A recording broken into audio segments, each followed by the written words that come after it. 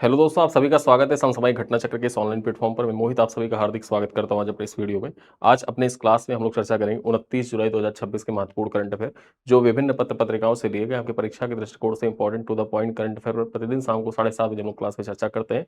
और ये क्लास आपकी परीक्षा के लिए बहुत ही महत्वपूर्ण है। चाहे आप यूपी पीसीएस की तैयारी कर रहे हैं, बिहार पीसीएस की तैयारी कर रहे हैं, उत्तराखंड पीसीएस की तैयारी कर रहे हैं, MP PCS, Jharkhand PCS, Chhattisgarh PCS, CGPSC, किसी भी एग्जाम की आप तैयारी कर रहे हैं, एक दिवसीय परीक्षा हो, चाहे बिहार टीआरई 4 हो या बिहार दरोगा का एग्जाम हो, उत्तर प्रदेश लोअर पीसीएस की परीक्षा की आप तैयारी कर रहे हैं, आरओ की तैयारी कर रहे हैं, हर परीक्षा के लिए देखा जाए वन स्टॉप सॉल्यूशन की तरह हम लोग प्रतिदिन शाम को 7:30 बजे daily newspaper based important current affair पर चर्चा करते हैं। ये हमारी क्लास एक मासिक पैकेज के रूप में डिजाइन करके रखा गया है और इस मासिक पैकेज के अंतर्गत आपको देखा जाए तो प्रतिदिन वीडियो क्लास तो आपको प्रोवाइड ही किया जाता है, साथ ही साथ डेली एमसीक्यू टेस्ट भी आपका होता है जिसमें 10 एमसीक्यू के डेली टेस्ट होते हैं।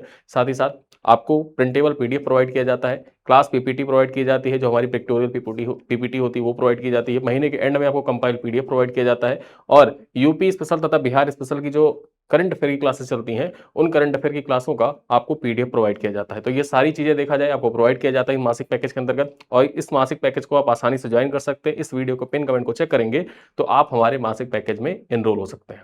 ठीक है, पिन कमेंट चेक करिएगा, सारी डिटेल आपको वहां से पता चल जाएगी।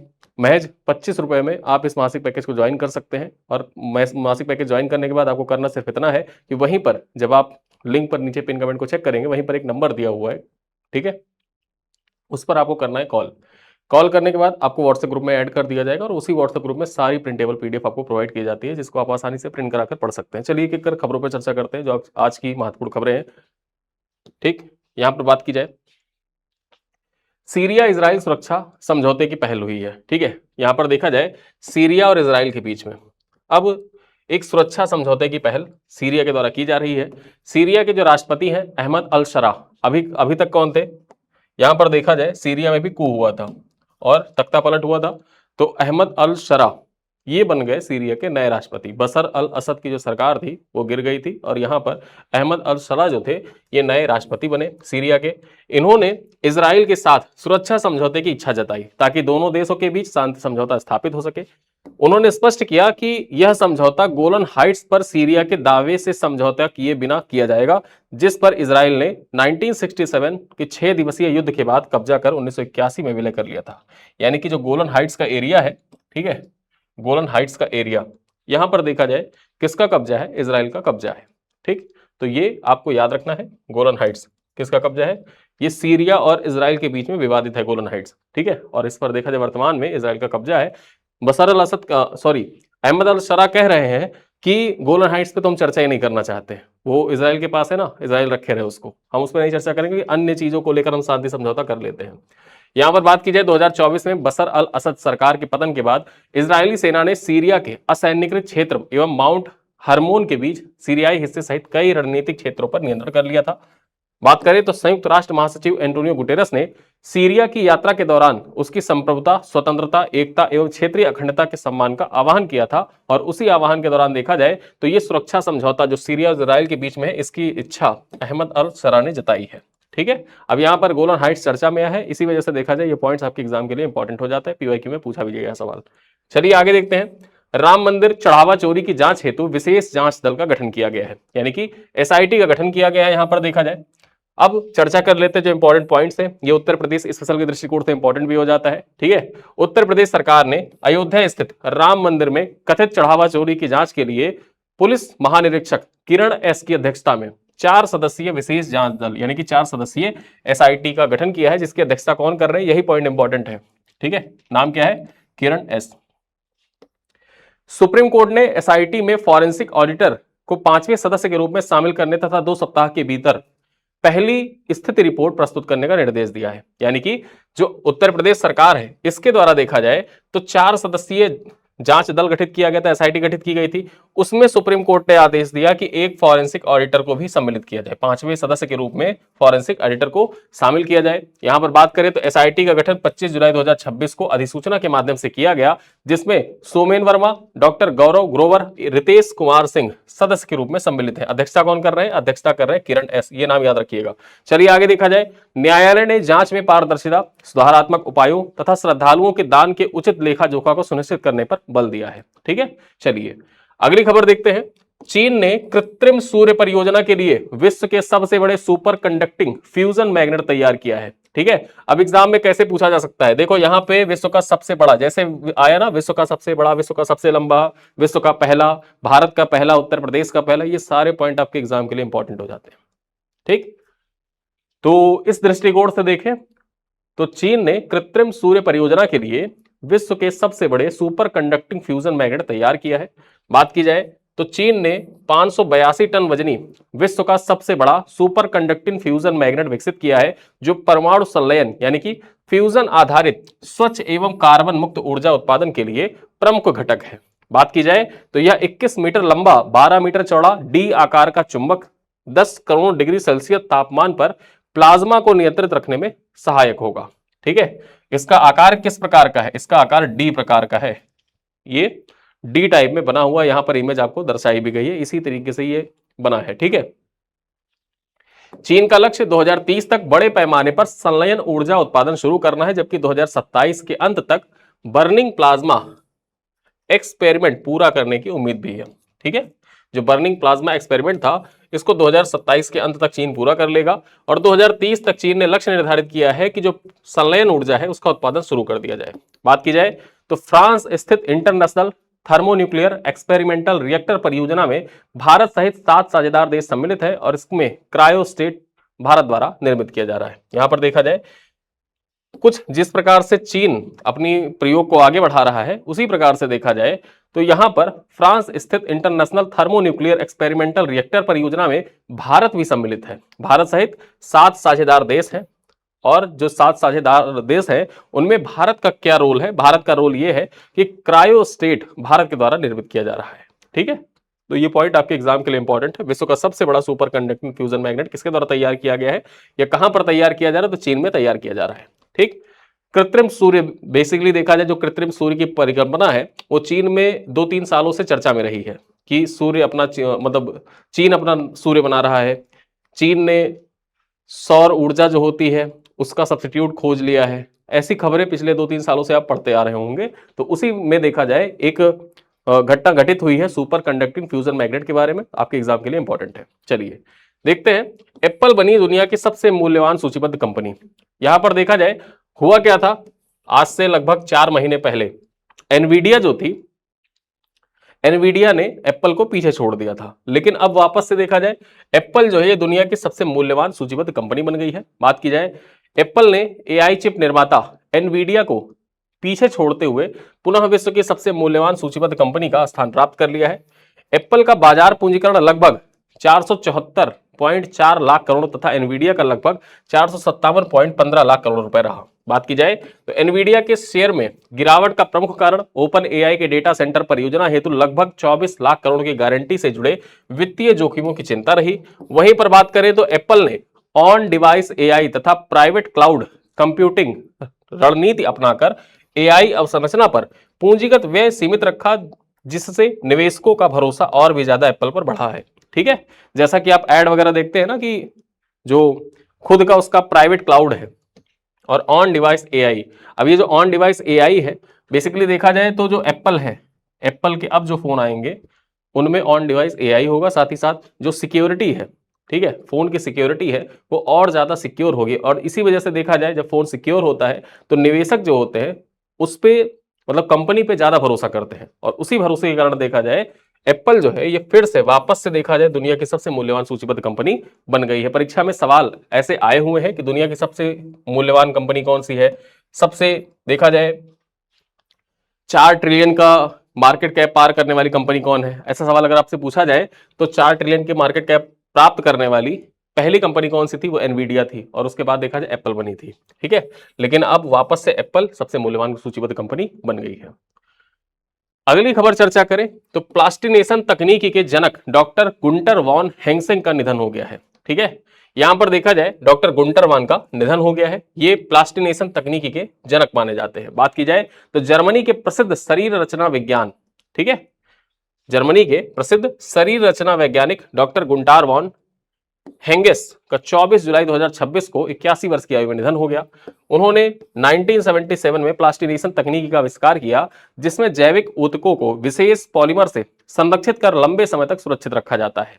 ठीक है, यहां पर बात करें 1995 में उन्होंने बॉडी वर्ड्स प्रदर्शनी की शुरुआत की थी, जिसमें चिकित्सा, शिक्षा एवं शरीर रचना विज्ञान के अध्ययन को नई दिशा प्रदान की। प्लास्टिनेशन तकनीकी का उपयोग चिकित्सा शिक्षा में सुरक्षित एवं दीर्घकालिक शारीरिक नमूनों के संरक्षण हेतु किया जाता है तथा यह फार्मेलिन जैसे रसायनों की निर्भरता को कम करता है। ठीक है, जो फार्मेलिन जैसे रसायन होते हैं जिनसे देखा जाए जो शरीर है उसको लंबे समय तक प्रिजर्व करने का प्रयास किया जाता है, उन सबको बाईपास करते हुए जो ये प्लास्टिनेशन तकनीकी है यह दीर्घकालिक शारीरिक नमूनों के संरक्षण के लिए इंपॉर्टेंट होती है। तो इस प्रकार का जो स्केलेटन वगैरह होता है ना, ठीक है, मानव शरीर की होती है, उसका अध्ययन प्रदर्शनी करने के दृष्टिकोण से देखा जाए तो इंपॉर्टेंट होता है ये। चलिए आगे देखते हैं, पेटीएम पेमेंट्स बैंक का परिसमापन। यहां पर जो पेटीएम पेमेंट्स बैंक था, देखा जाए बेसिकली इसको परिसमापन का अर्थ यहां पर यह है कि अब इसको बंद किया जाएगा। पेटीएम पेमेंट्स बैंक जो है ये बंद होंगे। 28 जुलाई 2026 को भारतीय रिजर्व बैंक ने बताया कि दिल्ली उच्च न्यायालय के आदेश के अनुसार पेटीएम पेमेंट्स बैंक लिमिटेड यानी कि पीपीबीएल का पूर्ण परिसमापन किया जाएगा, पूर्ण रूप से इसको बंद किया जाएगा।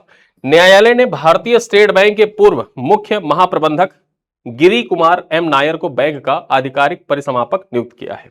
ठीक है, यहां पर जो पेटीएम पेमेंट बैंक लिमिटेड है इसके मुख्य यहां पर देखा जाए जो परिसमापक है, आधिकारिक परिसमापक किसको नियुक्त किया गया है, नाम याद रखिएगा, गिरी कुमार एम नायर। ये एसबीआई के पूर्व महाप्रबंधक रह चुके हैं। ठीक है, बात की जाए तो आरबीआई ने अप्रैल 2026 में लगातार नियामकीय उल्लंघन तथा जमाकर्ताओं के हितों की सुरक्षा संबंधी चिंताओं के कारण ये पेटीएम पेमेंट्स बैंक लिमिटेड की बैंकिंग लाइसेंस को रद्द कर दिया था। पेटीएम ऐप, यूपीआई, फास्टैग तथा अन्य डिजिटल भुगतान सेवाएं सामान्य रूप से जारी रहेंगी, क्योंकि इनका संचालन पेटीएम पेमेंट्स बैंक से अलग व्यवस्था के अंतर्गत होता है। ठीक है, यानी कि पेटीएम पेमेंट्स बैंक जो है वो बंद किया जाएगा, आपका पेटीएम नहीं बंद होगा, फास्टैग नहीं बंद होगा, ये सारी चीजें नहीं बंद होगी, ये सब जिस तरीके से चल रही है उस तरीके से चलती रहेंगी। चलिए आगे देखते हैं, प्रेक्सिस मिशन के बारे में चर्चा करते हैं। प्रेक्सिस मिशन शनि के छल्लों से प्रत्यक्ष नमूना संग्रह करने हेतु नासा की पहल है। ठीक है, बात की जाए राष्ट्रीय वैमानिकी एवं अंतरिक्ष प्रशासन यानी कि नासा, ठीक है, नासा के द्वारा बात करें 2026 नासा इनोवेटिव एडवांस कॉन्सेप्ट्स कार्यक्रम के अंतर्गत प्रेक्सिस मिशन की अवधारणा प्रस्तुत की, जिसका उद्देश्य क्या है, इसका उद्देश्य है कि शनि के छल्लों कि पहली बार प्रत्यक्ष कणों का संग्रह कर और उनका विश्लेषण किया जाए। जो शनि ग्रह है ना, आप जानते ही हैं कि उसके चारों ओर छल्ले हैं, तो जो चारों ओर जो छल्ले हैं, अभी तक क्या था कि उन छल्लों का अनुमान लगाया जाता था दूर से देख के कि हाँ ये छल्ले हैं, यहाँ पर ये बड़े बड़े मेटेरॉइड्स है, चक्कर काट रहे हैं, इस प्रकार से। लेकिन नासा के द्वारा यहाँ पर ये प्रेक्सिस मिशन जो है लॉन्च किया जाएगा और इसका मुख्य उद्देश्य क्या होगा कि जो शनि के छल्ले हैं उनका प्रत्यक्ष नमूना इकट्ठा किया जाए, यानी कि वहां पर जाया जाए, छल्लों का प्रत्यक्ष नमूना इकट्ठा किया जाए, उनका अध्ययन किया जाए कि बेसिकली छल्ले किस प्रकार के हैं, किस प्रकार के छल्ले हैं, क्या इनकी महत्वता है, क्या इनकी विशेषता है, इन सारी चीजों के बारे में जानकारी इकट्ठा की जाए। इस मिशन का नेतृत्व बी मार्के क्वाड्रेली करेंगे। ठीक है, जो जेट प्रपल्सन प्रयोगशाला कैलिफोर्निया से संबद्ध है। बात की जाए तो मिशन मिलीमीटर से सेंटीमीटर आकार के छल्ले कणों को प्रत्यक्ष अध्ययन कर उनकी आयु, उत्पत्ति और विकास से जुड़े वैज्ञानिक रहस्यों को समझने में सहायता प्रदान करेगा। प्रेक्सिस में विकसित प्रौद्योगिकी भविष्य में यूरेनस, नेपच्यून तथा सेंटार्स, चैरिक्लो और कायरन जैसे पिंडों के छल्लों के अन्वेषण में भी उपयोगी होगा। यानी कि ये जो प्रेक्सिस मिशन है, इस प्रेक्सिस मिशन के अंतर्गत जो यहाँ पर जो वलय है, इस वलय का अध्ययन किया जाएगा। ये वलय के अध्ययन करने के बाद भविष्य में देखा जाए यूरेनस, नेपच्यून के जो अध्ययन किया जाएगा उसमें भी ये वलय के जो अध्ययन है वो सहायक सिद्ध होंगे। इसी वजह से देखा जाए नासा के द्वारा ये प्रेक्सिस मिशन लॉन्च किया गया। अब सवाल कैसे पूछेगा आपसे एग्जाम में, सवाल ये पूछेगा कि शनि के छल्लों का प्रत्यक्ष नमूना संग्रह करने हेतु नासा के द्वारा कौन सा मिशन लॉन्च किया गया है।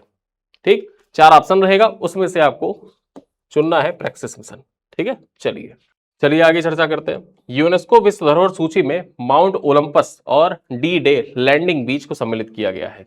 ठीक है, यहां पर देखा जाए 26 जुलाई 2026 को संयुक्त राष्ट्र शैक्षिक, वैज्ञानिक एवं सांस्कृतिक संगठन जो यूनेस्को है, इसका बुसान में आयोजित अपने 48वें सत्र के दौरान ग्रीस के माउंट ओलंपस और फ्रांस के डी डे लैंडिंग बीच को विश्व धरोहर सूची में सम्मिलित किया है। अब ये जो विश्व धरोहर सूची है, यहीं पर देखा जाए जो बुसान था ना, यहीं पर इसका 48वां सत्र आयोजित किया गया था, 48वां सत्र। और इसी 48वें सत्र के दौरान देखा जाए जो सारनाथ है, सारनाथ को भी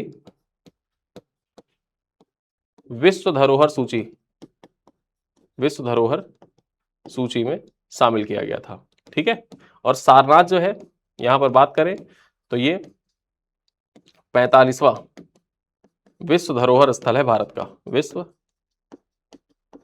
धरोहर स्थल है भारत का। ठीक, ये पॉइंट आपको याद रखना है। भारत में वर्तमान में देखा जाए तो 37, यहां पर देखा जाए टोटल 45 विश्व धरोहर स्थल भारत में अवस्थित है। ठीक है, और इसी दौरान देखा जाए जो माउंट ओलंपस है तथा डी डे लैंडिंग बीच है, इसको भी यहां पर यूनेस्को के विश्व धरोहर सूची में सम्मिलित किया गया।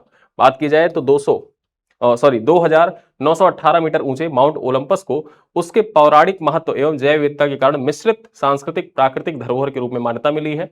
डी डे लैंडिंग बीच को द्वितीय विश्व युद्ध में ऐतिहासिक महत्व तथा स्मृति परिदृश्य के कारण विश्व धरोहर सूची में सम्मिलित किया गया है।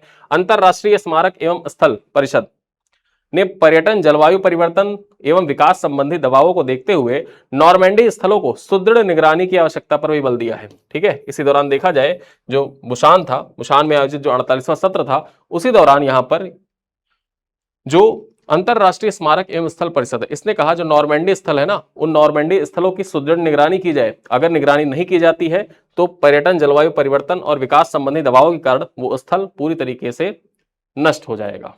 ठीक है, आगे देखा जाए 16वीं हॉकी इंडिया जूनियर पुरुष राष्ट्रीय चैंपियनशिप 2026 के बारे में चर्चा करते हैं। यहां पर बात की जाए 16वीं हॉकी इंडिया जूनियर पुरुष राष्ट्रीय चैंपियनशिप का आयोजन 28 जुलाई 2026 को कोयंबटूर तमिलनाडु में शुरू हुआ है, जिसमें देश भर की 30 टीमें पार्टिसिपेट करेंगी।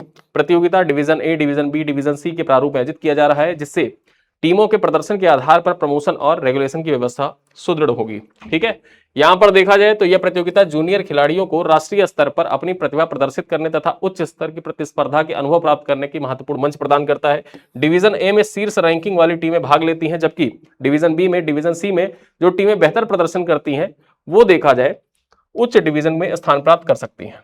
ठीक है, आगे चर्चा करते हैं अंतरराष्ट्रीय बाघ दिवस के बारे में। आज यहां पर देखा जाए 29 जुलाई का जो दिन है, इसको अंतरराष्ट्रीय बाघ दिवस के रूप में मनाया जा रहा है। बात करें तो अंतरराष्ट्रीय बाघ दिवस प्रत्येक वर्ष 29 जुलाई को मनाया जाता है, जिसका उद्देश्य बाघ संरक्षण और उनके प्राकृतिक आवास की सुरक्षा के प्रति वैश्विक जागरूकता को बढ़ावा देना है। ठीक है, और वर्ष 2026 का थीम क्या है? थीम है securing the future of tiger with indigenous people and local communities at the heart. ठीक है, ये इसका थीम है। यानी कि परीक्षा में आपसे पूछे कि जो वर्ल्ड टाइगर डे है, इंटरनेशनल टाइगर डे है, इंटरनेशनल टाइगर डे का थीम क्या है, अंतरराष्ट्रीय बाघ दिवस का थीम क्या है? इसका थीम जरूर याद रखिएगा, securing the future of tigers with indigenous people and local communities at the heart. ये इसका थीम है, इस थीम को आपको याद रखना है। देखा जाए तो इस वर्ष संरक्षण का मुख्य फोकस स्थानीय तथा स्वदेशी समुदायों की भागीदारी, मानव वन्यजीव संघर्ष में कमी तथा सह अस्तित्व को बढ़ावा देना है। वन गलियारों यानी कि जो फॉरेस्ट कॉरिडोर होते हैं उनके संरक्षण तथा पुनर्स्थापन पर बल दिया जा रहा है, ताकि बाघों की सुरक्षित आवाजाही और प्रजनन सुनिश्चित हो सके। ठीक है, अब यहां पर देखा जाए जो बाघ रिपोर्ट है वो रिपोर्ट इस वर्ष प्रकाशित होगी, और इस रिपोर्ट के जो इंपॉर्टेंट डाटा है उन डाटा को भी आपके समक्ष लाया जाएगा जब हमारी करंट अफेयर की क्लास आगे संचालित होती रहेगी। उसी में हम लोग जो बाघ रिपोर्ट आएगी उसके बारे में चर्चा करेंगे, किस राज्य में कितने बाघ हैं, इन सारी चीजों के बारे में चर्चा करेंगे। ठीक है, कुछ प्रश्न है जिनका उत्तर आप कमेंट बॉक्स में दीजिएगा। पहला प्रश्न क्या है कि सीरिया के राष्ट्रपति अहमद अल शरा ने किस देश के साथ सुरक्षा समझौते की इच्छा जताई है? ईरान, इजराइल, तुर्की, लेबनान। क्वेश्चन नंबर 2 है राम मंदिर चढ़ावा चोरी की जांच के लिए गठित एसआईटी की अध्यक्षता कौन कर रहे हैं? Somen Verma, doctor Gaurav Grover, Kiran S, Ritesh Kumar Singh. Question number 3 है चीन द्वारा विकसित विश्व के सबसे बड़े सुपर कंडक्टिंग फ्यूजन मैग्नेट का वजन कितना है? 382 टन, 482 टन, 582 टन या फिर 682 टन। क्वेश्चन नंबर 4 है शनि के छल्लों से प्रत्यक्ष कणों के संग्रह एवं विश्लेषण के लिए नासा के प्रस्तावित मिशन अवधारणा का नाम क्या है? प्रैक्सिस, आर्टेमिस, लूसी या फिर देखा जाए ड्रैगन फ्लाई। ठीक है, ड्रैगन फ्लाई। तो ये 4 ऑप्शन है, इन 4 ऑप्शन में से कौन सा सही है ये आप कमेंट करके बताइएगा। आज आपसे 4 सवाल पूछे गए हैं, इन चारों सवालों का उत्तर कमेंट बॉक्स में दीजिएगा, और वीडियो जब आप एंड करिएगा तो आपको वीडियो को एंड करने के बाद लिखना है डन। डन जरूर लिखना है, मतलब आज की डन का मतलब ये होता है कि आज की क्लास आपने पूरी कंप्लीट देख ली है। ठीक है, और जब वीडियो क्लास कंप्लीट लगातार आप देखते रहेंगे तो कुछ दिन बाद आपको खुद से ये महसूस होने लगेगा। आप सिर्फ 15 दिन इस क्लास को रेगुलर देखिए, 15 दिन आप देखने के बाद आपको पता चलेगा कि आपने 15 दिन की जो चीजें पढ़ी हैं सारी चीजें आपको कंठस्थ होती चली गई हैं। ठीक है। और प्रतिदिन शाम को 7:30 बजे हमारी वीडियो क्लास आती है। इस वीडियो क्लास को देखिए, अपने दोस्तों के साथ साझा करिए और वीडियो को समाप्त करते टाइम डन जरूर लिखिए। डन आपके लिए भी रिवार्ड है, हमारे लिए भी रिवार्ड ही है। ठीक है। तो इन्हीं सब बातों के साथ इस क्लास को करते हैं समाप्त। मिलते हैं कल अपनी नई क्लास में, तब तक के लिए धन्यवाद।